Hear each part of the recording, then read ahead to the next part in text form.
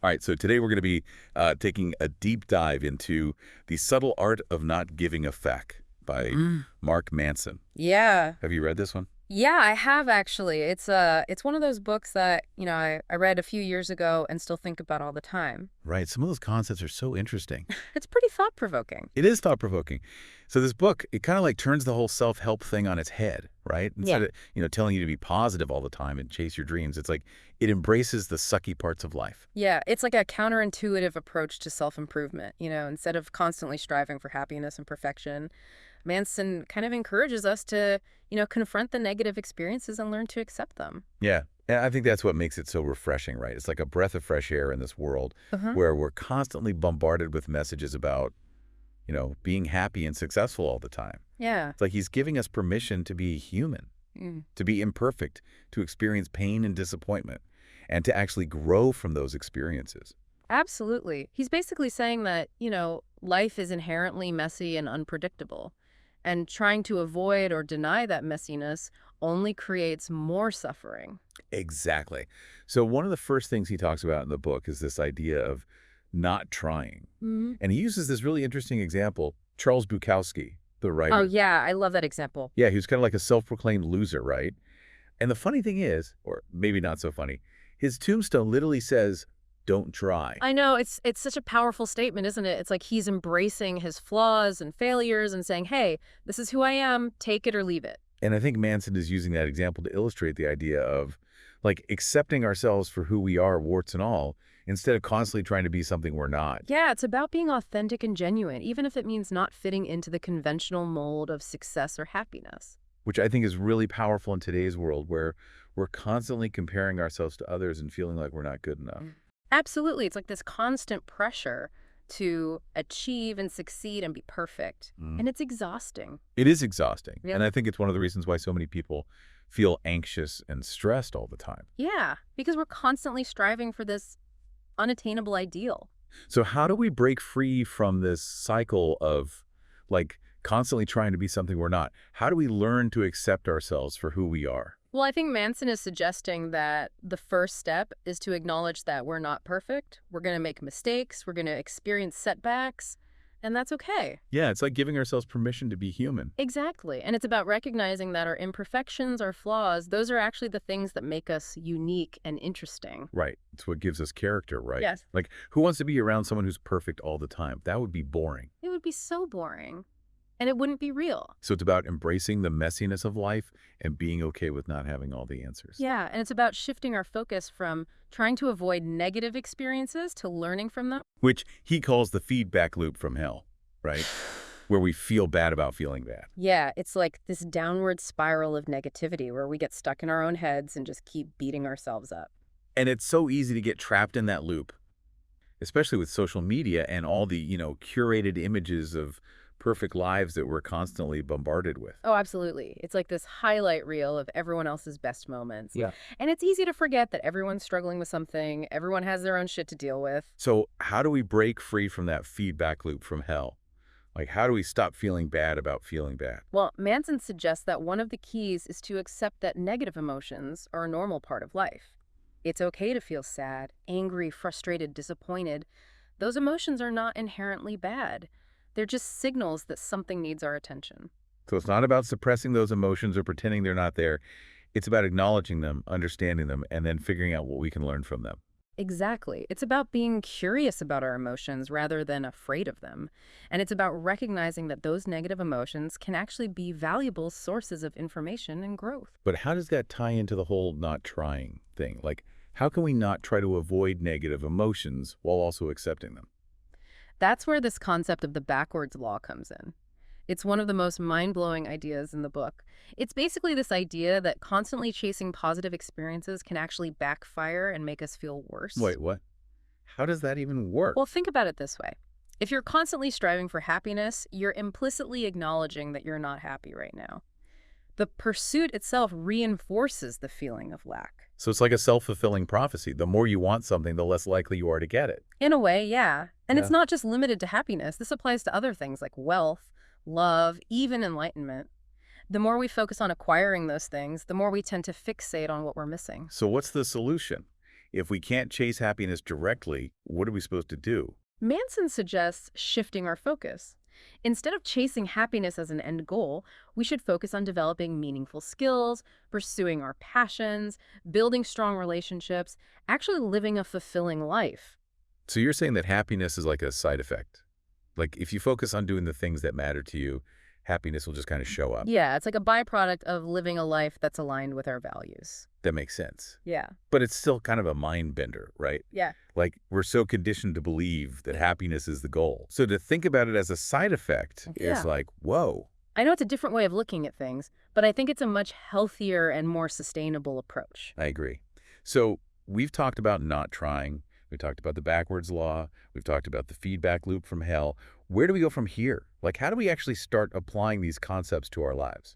Well, I think the next step is to start thinking about our values. Like, what are the things that truly matter to us? What are the things we want to give a fuck about? Right, because Manson argues that we have a limited number of fickas to give. Yeah, we can't care about everything, so we need to be selective about where we invest our energy and attention. Which brings us to that hilarious story about the old lady and the coupon. Remember that one? Oh yeah, the one who's screaming at the cashier over a 30-cent coupon. Yeah. It's like, on the surface, it seems ridiculous. But I think Manson is using that example to illustrate a deeper point. Like, maybe that 30 cents represented something bigger for her. Right. Maybe it was about a sense of control or fairness or even just being seen and heard. Click, we all have those things, right? Those things that we get overly fixated on, those things that we give way too many flecks about. Absolutely. Yeah. And often those things are not actually that important in the grand scheme of things. So it's about learning to zoom out, to see the bigger picture, and to choose our battles wisely. Exactly. It's about recognizing that we can't control everything, and that's okay. We just need to focus on the things that we can control and that actually matter to us. And those things might be different for everyone. Right. Absolutely. There's no one-size-fits-all answer here. It's about figuring out what's important to you and then making conscious choices about where you want to invest your energy and attention. This is so good. I feel like we could talk about this all day. Me too. There's so much to unpack in this book. I know. But for now, I think we need to take a break. Yeah, let's give our listeners a chance to digest all this. Exactly. We'll be back in a few minutes to dive even deeper into the subtle art of not giving a feck. Sounds good. Okay, so we're back and ready to dive back into Mark Manson's The Subtle Art of Not Giving a Feck. Yeah, this book has so many interesting ideas. It's hard to know where to even begin. I know, right? It's like every chapter has some mind-blowing concept that makes you rethink everything. Okay, well, let's pick up where we left off. Yeah. We were talking about values and how we need to be selective about what we give a feck about. Right, because we only have a limited number of fecks to give. Exactly. Yeah. So how do we figure out what's truly worth giving a fuck about?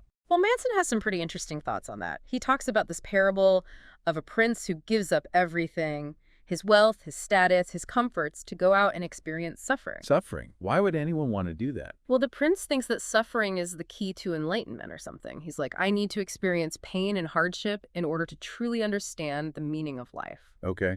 And what happens? Does he find enlightenment through suffering? Nope.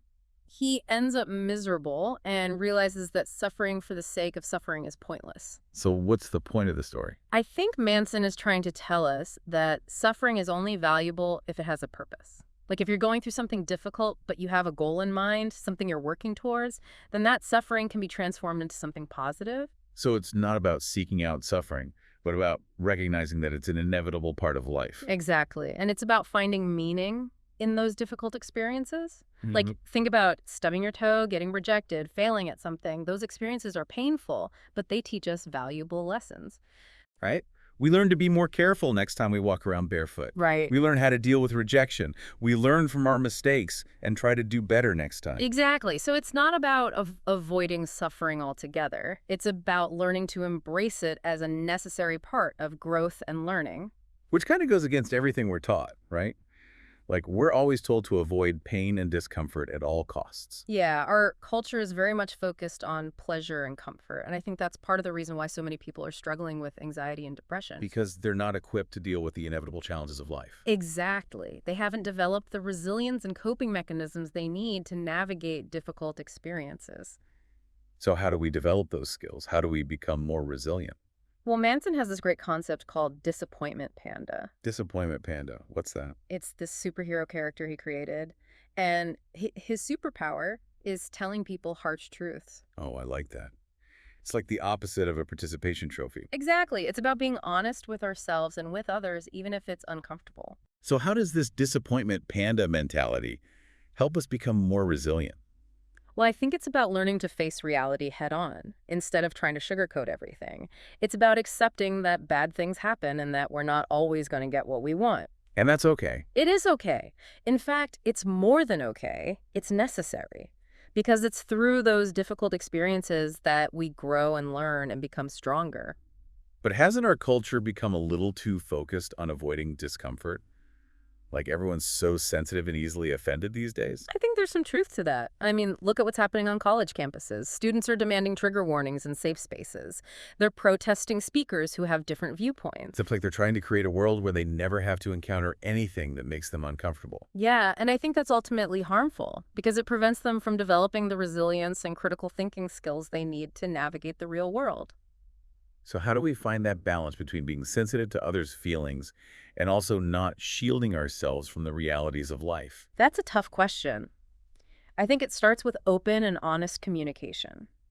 It's about being willing to have difficult conversations and to listen to different perspectives, Even if we disagree with those perspectives. especially if we disagree, because that's how we learn and grow. It's how we challenge our own assumptions and expand our understanding of the world. I love that. Okay. So it's not about avoiding conflict altogether. It's about engaging in conflict constructively. Exactly. It's about seeing conflict as an opportunity for growth and understanding, rather than something to be feared or avoided. Which brings us to another important point, that Manson makes responsibility. Ah, yes, taking ownership of our lives. Exactly. He argues that one of the biggest obstacles to happiness and fulfillment is this sense of entitlement that many people have. Oh, yeah. He talks about how entitled people tend to blame others for their problems and expect others to fix things for them. And they're always looking for shortcuts and easy solutions. Right. They're not willing to put in the hard work and effort required to achieve their goals. So how do we overcome this sense of entitlement? Manson suggests that the antidote is taking responsibility for our lives. Which makes me think of his story about getting caught with marijuana in school. Remember that one? Yeah, he talks about how he could have easily blamed his friends or the circumstances, but he chose to take responsibility for his actions. And I think that's such a powerful lesson. Because it's so easy to play the victim and blame others for our problems. But ultimately, we're the ones in control of our lives. Exactly. We're the ones who make choices, and those choices have consequences. And it's up to us to own those consequences, whether they're positive or negative. It's about recognizing that we have agency, that we have the power to shape our own lives. Exactly. And that's a really empowering message. Because it means that we're not just victims of circumstance, we have the ability to create the life we want. Which brings us to another key theme in the book, rejection. Ah, yes, the dreaded R word. The thing that most people try to avoid at all costs. But Manson actually sees rejection as a good thing, or at least a necessary thing. Right. He argues that by constantly trying to please everyone and avoid rejection, we end up living a life that's not truly our own. We become people pleasers. Exactly. We're so afraid of disappointing others or hurting their feelings that we lose touch with our own values and desires. So we end up living a life that's based on other people's expectations rather than our own. Exactly. And that's a recipe for unhappiness and unfulfillment. So how do we overcome this fear of rejection? Manson suggests that we need to reframe our perspective on rejection. Instead of seeing it as a personal failure, we should see it as an opportunity for growth. How so? Well, think about it. When someone rejects us, they're essentially saying, you're not a good fit for me, or your ideas don't align with mine. Well, it can be hurtful, but But it can also be incredibly valuable information because it helps us to clarify our own values and to find people who are more aligned with who we are. so it's like a filtering process. Exactly. Rejection helps us to weed out the people and experiences that aren't meant for us so that we can focus on the ones that are. So instead of seeing rejection as a negative thing, we should see it as a way of pointing us in the right direction. Exactly. It's like a signpost that says, this is not the way. Go this way instead. I love that analogy. Okay, so we've talked about suffering. We've talked about rejection. What other counterintuitive ideas does Manson have up his sleeve? Well, one of the biggest ones is his take on romantic love. Oh, yeah. Yeah. He definitely doesn't sugarcoat that topic. Nope. He goes straight for the jugular. He compares this idealized version of love that we're often fed in movies and books to A drug. A drug. Yeah, he uses the example of cocaine, actually. Yeah. It's intense, it feels amazing in the moment, but it's ultimately unsustainable and can lead to a whole lot of pain and heartache down the line. So he's saying that this fairy tale version of love is actually harmful. He's saying that it sets us up for disappointment because it creates unrealistic expectations. Like we expect our partner to complete us or to make us happy all the time. Exactly. And when that doesn't happen, we feel let down and resentful. So what's the alternative? What does a healthy view of love look like? Manson suggests that a healthier approach is to see love as a partnership. A partnership. Yeah, it's about two people coming together as equals, each with their own strengths and weaknesses, and working together to create something that's greater than the sum of their parts. So it's not about finding someone to complete us, but about finding someone to complement us. Exactly. It's about recognizing that we're all flawed individuals, and that love is not about finding someone who's perfect, but about finding someone who's perfect for us. And someone who we're willing to put in the work for. Exactly. Love is not a passive emotion. It's an active choice. It's a commitment to showing up for your partner even when it's difficult. Which brings us to another important point that Manson makes about relationships. Conflict. Ah, yes, the dreaded C word. The thing that most couples try to avoid at all costs. Right, we're often told that conflict is a sign of a bad relationship, that healthy couples never fight. But Manson actually sees conflict as a good thing, or at least a necessary thing. He argues that conflict, when handled constructively, is actually essential for building trust and intimacy in relationships. But how can that be? Isn't conflict something that tears couples apart? It can if it's not handled properly. But if couples are able to communicate effectively and to listen to each other's perspectives, then conflict can actually be an opportunity to strengthen their bond. So it's not about avoiding conflict altogether. It's about learning to fight fair. Exactly. It's about being willing to have difficult conversations and to work through disagreements together. And it's about recognizing that conflict doesn't have to be a bad thing. It can actually be a sign that you care enough about the relationship to fight for it. Exactly. And I think that's a really important message for couples to hear, because it's so easy to get caught up in the day-to-day stresses of life and to let small disagreements fester and grow into bigger problems. So it's about addressing those issues head on and working through them together. Exactly. And it's about remembering that you're on the same team. You're both Yeah. working towards the same goal, Yeah. a happy and healthy relationship. That's such a great reminder. And I think it applies to all relationships, not just romantic ones. Absolutely. Whether it's with our family, our friends, or our colleagues, being able to communicate effectively and to handle conflict constructively is essential for building strong and lasting relationships. So we've covered a lot of ground in this episode. We've talked about suffering, rejection, love, and conflict. And responsibility and the importance of choosing our values wisely. And how all of those seemingly negative things can actually be positive forces in our lives. It's a pretty radical way of thinking, isn't it? It is. But I think it's a really important message, especially in today's world where we're constantly bombarded with messages about happiness and success and perfection. Yeah, it's like Manson is giving us permission to be human, to be flawed, to experience pain and disappointment. And to actually grow from those experiences. Exactly. So let's take a break and give our listeners a chance to process all of this. And we'll be back in a few minutes to wrap up our deep dive into the subtle art of not giving a feck. Okay, so we're back. And, after spending all this time talking about Mark Manson's The Subtle Art of Not Giving a Feck, Yeah. I think one thing's become really clear. What's that? This book, it's not really about not caring about anything. Yeah, it's definitely not about being apathetic or indifferent. It's more about being selective with our energy and attention. Exactly. It's about choosing what we give a feck about and letting go of the things that don't really matter. So it's not about not giving a feck. It's about giving the right fix. Yeah, exactly. Like, imagine you have this limited amount of energy each day. Are you going to waste it on things that don't actually matter to you, or are you going to save it for the things that do? The things that light you up. The things that give you purpose. The Yeah. things that make you feel alive. Exactly. And I think that's what Manson is trying to teach us, how to identify those things and how to focus our energy on them. Which can be really hard, right? Yeah. Especially in today's world, where we're constantly bombarded with distractions and demands on our time and attention. Yeah, it's like we're constantly being pulled in a million different directions. And it's so easy to get caught up in the noise and to forget what's truly important to us. So I think this book, it's like a wake-up call. It's a reminder to step back and take a look at our lives and to ask ourselves, am I giving my fix to the right things? So let's do a quick recap. What are some of the key things we've learned from this book? Well, I think one of the most important takeaways is that we need to stop chasing happiness. That's right. Happiness is not a destination, it's a byproduct. Exactly. It's a byproduct of living a life that's aligned with our values. So if we want to be happy, we need to figure out what our values are and then start living in accordance with them. Which brings us to another important point. We need to embrace our imperfections. Yes, we need to stop trying to be perfect all the time. Because perfection doesn't exist. Exactly. It's an illusion. And it's a really harmful illusion because it sets us up for failure and disappointment. So we need to give ourselves permission to be human, to be flawed, to make mistakes. And to learn from those mistakes. Exactly.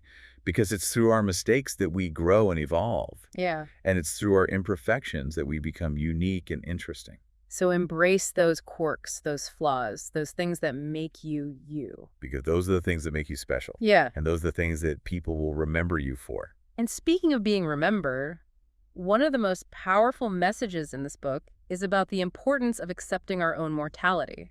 Yeah, I was really struck by that part of the book. It was both profound and liberating. It was right. Like, at first it seems kind of morbid to think about our own death, but Manson argues that it's actually a really empowering thing to do. Because it helps us to put things in perspective. Exactly. When we realize that our time here is limited, it makes us appreciate the present moment more fully. It makes us want to live more intentionally. Yeah, it makes us want to spend our time doing the things that truly matter to us with the people that we love. So yeah, maybe it's not such a bad idea to think about our own death every now and then. It might just be the thing that helps us to really start living. So that's it for our deep dive into the subtle art of not giving a feck. It's been quite a journey. It has. And I hope it's been as thought-provoking for our listeners as it has been for us. I think it has. We've covered a lot of ground today. And I know we've only just scratched the surface of this book. But I hope we've given our listeners some food for thought, some things to ponder and to apply to their own lives. And remember, this book, it's not a one-time read. It's something that you can come back to again and again, and each time you read it, you'll probably get something new out of it. So if you haven't already picked up a copy of The Subtle Art of Not Giving a Feck, I highly recommend it. Yeah, it's one of those books that can truly change your life. And if you have read it, what are some of your biggest takeaways? Share your thoughts with us on social media. We'd love to hear from you. Thanks for joining us on this deep dive. And remember, don't give a feck about the things that don't matter. Give a feck about the things that do. And most importantly, give a feck about yourself and the life that you're creating.